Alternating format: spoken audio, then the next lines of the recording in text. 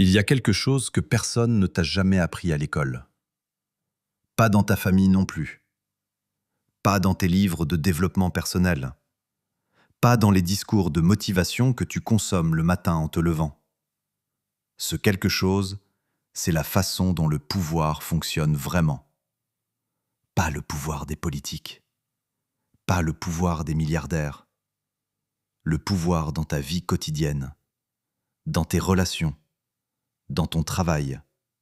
Dans chaque interaction humaine que tu traverses chaque jour sans t'en rendre compte. Parce que le pouvoir est là, partout, tout le temps, que tu le vois ou non, que tu le comprennes ou non, que tu joues ou non. Et si tu ne joues pas consciemment, quelqu'un joue à ta place. Robert Greene a passé des décennies à disséquer les vies des plus grands stratèges, séducteurs, conquérants et leaders que l'histoire ait jamais portés. Des Romains aux Florentins de la Renaissance, de Sun Tzu à Machiavel, de César à Napoléon, de Casanova au maître du pouvoir moderne. Et ce qu'il a trouvé au cœur de tout cela, le dénominateur commun de tous ceux qui ont durablement tenu une position de force, n'est pas ce que tu crois.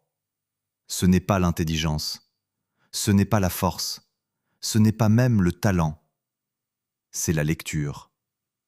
La capacité à lire ce qui se passe vraiment dans une situation, à voir ce que les autres ne voient pas, à comprendre les mécanismes invisibles qui gouvernent chaque dynamique humaine.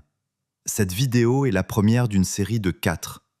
4 vidéos qui forment ensemble une carte complète de l'intelligence du pouvoir selon Robert Greene. Tu peux regarder chacune indépendamment, mais si tu les regardes dans l'ordre, quelque chose va changer profondément dans ta façon de naviguer dans le monde. Commençons par le commencement. Voici la première vérité que Greene pose comme fondation de toute son œuvre. Les êtres humains sont des animaux hiérarchiques. Pas par défaut moral, pas par choix conscient, par nature profonde. Câblés dans des millions d'années d'évolution, depuis l'aube de l'espèce, la survie dépendait de la position dans le groupe. Celui qui était en haut mangeait, celui qui était en bas attendait. Celui qui n'avait pas de position n'existait pas. Ce mécanisme ancestral n'a pas disparu. Il s'est juste habillé différemment. Aujourd'hui, la hiérarchie ne se joue plus avec des lances. Elle se joue avec des regards, des silences, des mots lancés en réunion, des messages laissés sans réponse, des compliments qui ressemblent à des pièges, des promotions accordées ou refusées, des portes ouvertes ou fermées sans explication.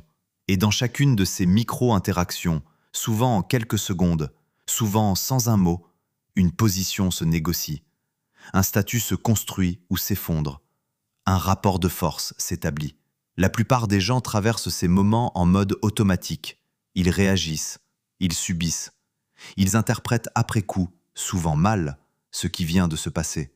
Greene dit, ceux qui comprennent le mécanisme ne le subissent plus. Ils le lisent en temps réel. Et cette lecture change tout. Voici ce qui se passe dans ton corps quand quelqu'un s'oppose à toi. Quelqu'un te critique. Quelqu'un bloque ce que tu construis. Quelqu'un te diminue. Directement ou subtilement. Avant même que tu aies eu le temps de penser, quelque chose se déclenche. De la colère, de la peur, souvent les deux mêlés.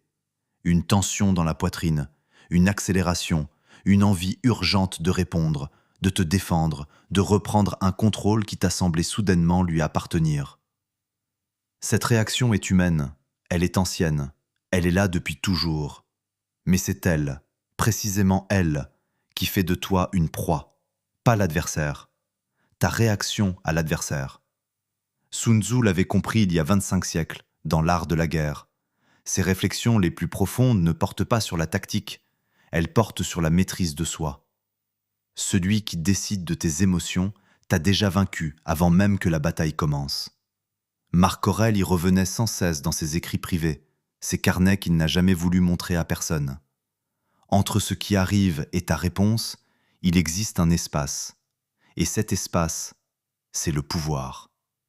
Le reste, la réaction automatique, l'impulsion, l'émotion brute, appartient autant à ceux qui t'entourent qu'à toi. Voilà ce qui se passe concrètement. Quelqu'un t'attaque, tu réponds immédiatement avec la même énergie. Tu viens de lui offrir ce qu'il cherchait, la preuve que tu peux être manœuvré, que tu as des points d'entrée, que ta cuirasse a des failles. Il sait maintenant comment te faire réagir, et il utilisera cette information. Mais quand tu t'arrêtes, quand tu laisses passer cette première vague, quelque chose de remarquable se produit.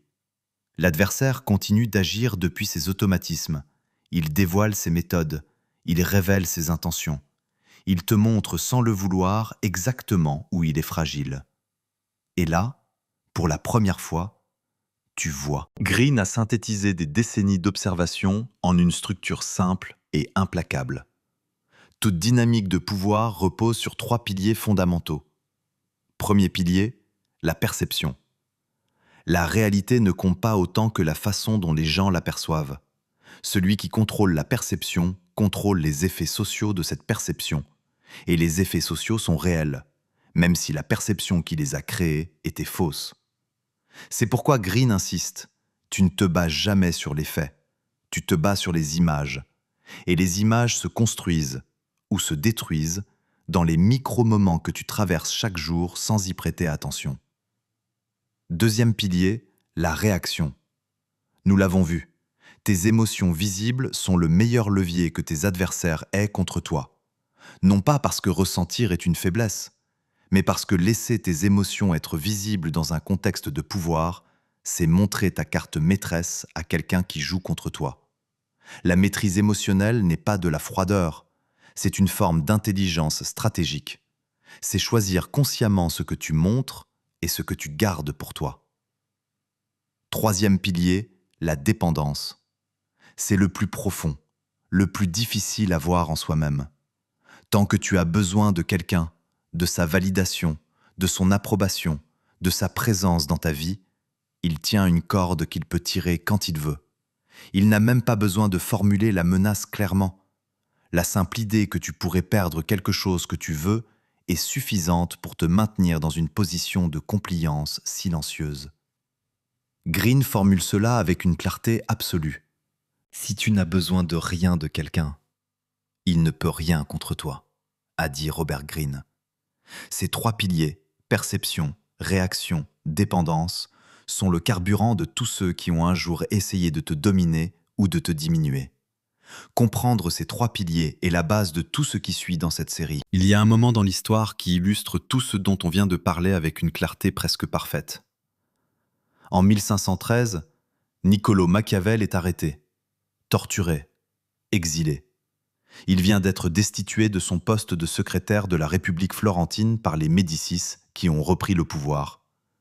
Ses ennemis politiques l'ont rendu impuissant, isolé, sans ressources. Par tout calcul ordinaire, il a perdu. C'est précisément dans cet exil, entouré d'ennemis qu'il ne peut pas combattre directement, que Machiavel écrit Le Prince. Il ne cherche pas la confrontation.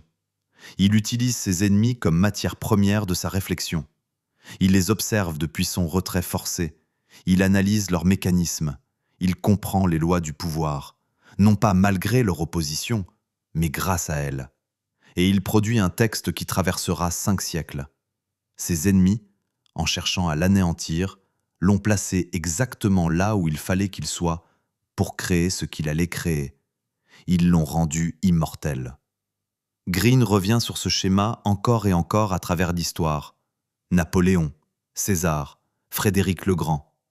Des individus dont la résistance rencontrée est devenue la matière première de leur construction. Pas malgré l'adversité, par elle.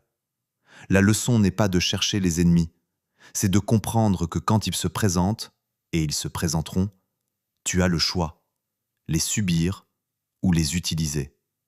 Ce choix commence par un seul mouvement, observer avant de réagir. Tu viens de poser les fondations.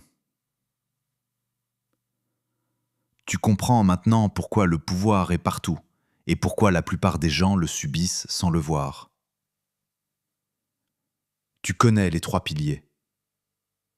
Perception, réaction, dépendance, sur lesquels repose toute dynamique de force.